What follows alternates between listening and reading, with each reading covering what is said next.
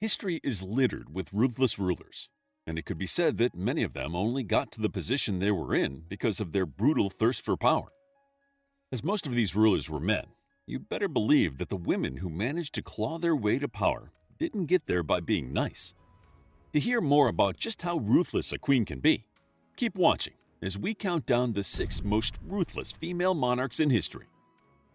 Number 6. Queen Didda of Kashmir. Didda was the daughter of King Simharaja of Lohara in the northern part of the Indian subcontinent. At 26, she married Shimagupta, the king of Kashmir.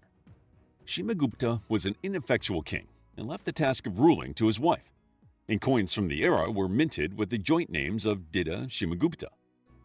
After her husband died in 958 CE, Didda refused to throw herself onto her husband's funeral pyre as per the historical custom of sati, and instead ruled as regent for her son.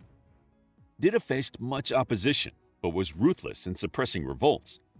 When her son died in 972, she remained in power as regent for her grandson. She developed a fearsome reputation as her power grew. It is said that Didda acted as she pleased, taking a handsome shepherd as a lover and elevating him to the position of chief minister for the kingdom. Another story claims that her lust for power led her to murder her own grandchildren to keep her position. Queen Didda ruled for 22 years, dying in 1003 CE at the age of 79. Number 5. Queen Mary I. Queen Mary I was the daughter of King Henry VIII and Catherine of Aragon. Although she was raised as a princess, her title was stripped from her when Henry annulled his marriage to Catherine, and Mary was declared illegitimate. When Henry died, his son Edward succeeded him, but he was only on the throne for 6 years before he died in 1553. Mary fled to Norfolk as Edward's cousin, Lady Jane Grey, was proclaimed queen. However, the people overwhelmingly felt that Mary was the rightful heir, despite her being a staunch Catholic. Lady Jane's coronation was met with stony silence from the crowd. Mary returned to London and was crowned, while Lady Jane was imprisoned in the Tower of London. Mary was determined to bring England back under the papacy, which led her to arrange her own marriage to Philip II of Spain. This union meant there was a distinct possibility of a Catholic heir to the throne, which caused a Protestant uprising in 1554 known as Wyatt's Rebellion. Mary managed to lure the rebels into a trap, quickly ending the insurgency. Unfortunately for Lady Jane, her father was amongst the insurgents. Even though Mary knew Lady Jane was merely a pawn, she had her executed to eliminate the threat of her being used again by Protestant nobles. But Lady Jane was not the intended proclaimer to the throne of Wyatt's Rebellion. It was Mary's younger half-sister, Elizabeth. Everyone involved in the uprising assured Mary that Elizabeth was unaware of the plot, and Elizabeth herself denied any knowledge of it. Still, Mary had her imprisoned anyway, just in case. It was after this failed uprising that Mary earned her nickname Bloody Mary. The rebels were executed, and their bodies and dismembered heads were displayed as a warning to others who might have been contemplating rebellion. Mary also reintroduced the crime of heresy, and anyone branded a heretic was executed, with around 300 Protestants being burned alive. She died in 1558, depressed and hated by her subjects. Number 4. Queen Ranavalona I. Ranavalona was Queen of Madagascar from 1828 until 1861. Ranavalona was not born into greatness, and her connection to royalty came when her father uncovered a plot to murder the future king, Andrianum Poinamarina. When Andrianum Poinamarina became king, he adopted Ranavalona as his own and arranged for her marriage to his son Radama. Radama died on July 27, 1828, having ruled for 18 years, and as Ranavalona had not borne any children, she knew her position was a perilous one. She was certain that her nephew, Prince Rakatob, would try to claim the throne, so she wasted no time in securing the throne for herself. As soon as her husband passed, Ranavalona amassed a group of soldiers from her hometown to defend the palace. Anyone intending to take the throne was met with an ultimatum: accept Ranavalona as sovereign or face the consequences. As more men joined her cause, her power increased. On August 1, 1828, Ranavalona was crowned Queen of Madagascar. In just 5 days, she had eliminated all of her rivals. Rakatob was speared to death, and his mother was starved due to a restriction that forbade the spilling of royal female blood. The majority of Rakatobe's relatives were dispatched in similarly gruesome ways. Ranavalona cut ties with the West, restoring the traditional structure of Madagascan society. However, in 1831, she added a young French castaway to her court. Jean Laborde, a fortune hunter, had enough knowledge to help Ranavalona begin the manufacture of guns, soap, silks, and ceramics, bolstering her trade position. Ranavalona then cracked down on Christian missionaries. She banned the teaching of Christianity and martyred 14 Christians who refused to renounce their religion. She was a formidable foe to the West, repelling a combined attack from the English and French in 1849 by disguising a substantial coastal fort with a false front. To discourage future invaders, she mounted 21 European skulls along the shoreline of Madagascar. Ranavalona's actions then became violently frivolous.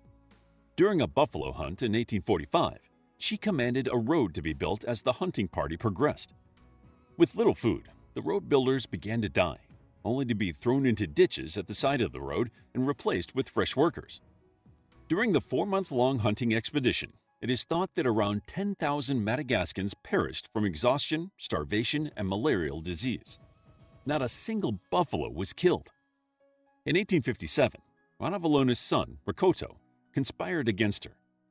Ranavalona uncovered the plot and killed many of the conspirators, sparing Rakoto and his European friends.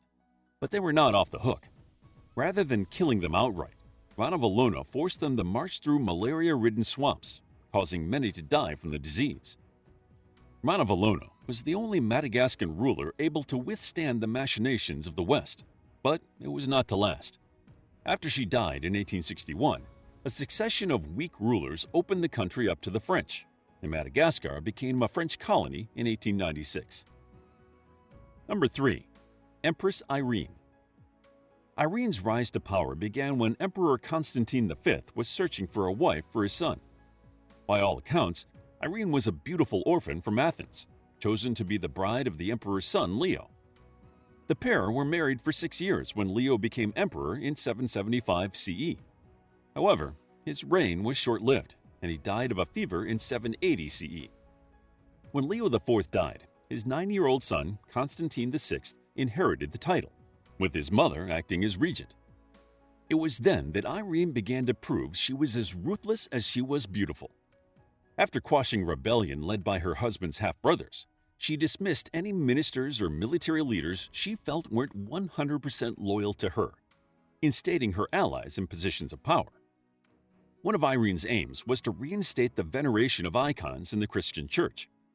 During a council meeting discussing this move, some military officials who opposed the restoration of icons, called iconoclasts, organized a riot to disrupt the proceedings. In response, Irene stationed them in Asia Minor under the pretense of an upcoming military campaign. However, she just wanted them out of the way so she could replace them with those who were loyal to her. When Constantine VI came of age, it became clear that Irene did not intend to relinquish power. Those opposed to Irene tried to instate her son as sole ruler, and she responded by throwing him in prison. By 790, the iconoclasts rallied around the imprisoned Constantine, released him, and Irene was banished from court. Luckily for the empress, her son was not a popular ruler, and after just 2 years, Constantine VI requested that his mother return to rule alongside him. But it was not long before Constantine lost all support, and by 797 CE, Irene took the throne. To prevent future uprisings, she took her son to the very room in which he was born and had his eyes gouged out. Constantine died of his wounds shortly afterward, and Irene crowned herself Emperor of Byzantium, solidifying her right to rule alone. Number 2. Queen Isabella I. Also known as Isabella of France, she was the daughter of King Philip IV of France and Joan of Navarre. At the age of 12, she was married to King Edward II of England, who was almost 24. The union was supposed to heal old wounds between England and France. However, Edward clearly preferred the company of his male companion, Piers Gaveston, who was most likely his lover, to that of his young bride. But Isabella was not affronted by Edward's affection for Gaveston. In fact, she worked with him for the good of the country. Isabella stood by Edward's side through thick and thin, and even bore him 4 children. She was a patient and supportive wife until Edward's new favorites, the Despensers, plotted against her. The Despensers labeled her a spy, removed all the French ladies from court, and separated Isabella from her children. She begged her husband to intervene, but he did nothing to help her. This was his biggest mistake yet. At first, Isabella played it cool, offering to travel to France instead of Edward II when the king was expected to pay homage to his territories in France. Edward did not want to leave the Despensers alone in England, as they had amassed many enemies. Since he believed his wife was still entirely devoted to him, he happily sent her as an emissary. Isabella negotiated a peace treaty with the French king, but needed a royal signature. Edward II was still reluctant to leave the Despensers alone, so Isabella suggested he send their son, Edward, in his stead. It was at this point that Isabella showed how ruthless she could be. With the heir to the English throne by her side, she declared that her husband was dead to her unless he removed the Despensers from the court. Knowing how unpopular Edward II was with his subjects, she traveled back to England and was able to take the throne without any bloodshed. Edward II fled north, and Isabella's son was crowned Edward III on January 29, 1327. As Edward III was underage, Isabella ruled in his stead. The revenge she wrought on her enemies earned her the nickname the She-Wolf of France. Edward II was murdered, some say quite horrifically. Hugh Despenser Sr. was beheaded, while his son was hung, drawn, and quartered, while Isabella watched, casually eating an apple. When the English nobles rose against her, she donned armor and rode out to meet them. They immediately surrendered, and Isabella had them executed for treason. Eventually, Edward III asserted his independence, and Isabella joined an order of Franciscan nuns. Number 1. Empress Wu Zetian. Wu Zetian was a concubine during the Tang dynasty of China. She entered the palace in 638 at the age of 14.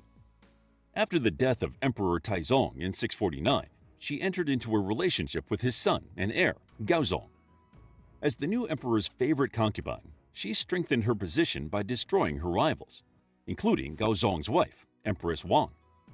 Wang was accused of murdering Wu's baby, leading some to believe that Wu had killed her own daughter to gain power. Other charges were also leveled at Wang, including witchcraft and not being capable of bearing a son. After the empress's deposition, Wu arranged to have her murdered, along with the queen's mother and another imperial favorite. Wu hounded anyone she suspected as a rival, and court life became wildly precarious. Many elderly statesmen who felt that, as Wu was a former concubine of Gaozong's father, her position was improper, were murdered, exiled, or driven to suicide. Then, in 660, Gaozong suffered a stroke, and Wu seized the opportunity to take control. She destabilized the traditional aristocracy, raising her family's standing and advancing the bureaucracy's lower ranks that supported her. Wu continued to dispose of those she viewed as a threat, even if they were her relations. It is said that she summoned members of aristocratic families to the throne room, where she made them kill themselves in front of her. Gaozong died in 683 and was succeeded by his son with Wu, Zhongzong. Not wanting to relinquish power, Wu took over complete control and was appointed Empress Dowager. Zhongzong was as ineffectual as his father, but his wife was as formidable as Wu. Seeing that she did not have complete control over Zhongzong, she deposed and exiled him, and installed her more malleable son, Ruizong. However, soon ruling as regent was not enough for Wu, and at the age of 65, she took the throne for herself. She ruled for 15 years until she was compelled to yield power to her once banished son, Zhongzong. Wu was the only woman to rule China in her own right, and as such, she has been much demonized since her demise. She was undoubtedly a highly competent yet ruthless ruler. The ruthlessness of the queens on this list may be up for debate, as they were all judged through the eyes of their enemies or those who sought to discredit their reigns. So, were these women really ruthless, or has history painted them unkindly? Let us know what you think in the comments below. How would you like to get a deeper understanding of history, impress your friends, and predict the future more accurately based on past events? If this sounds like something you might be into, then check out the brand new Captivating History Book Club by clicking the first link in the description. To learn more about historical royalty, check out our Captivating History book series, available as ebooks, paperbacks, and audiobooks. Also, grab your free Mythology Bundle ebook while it's still available. All links are in the description.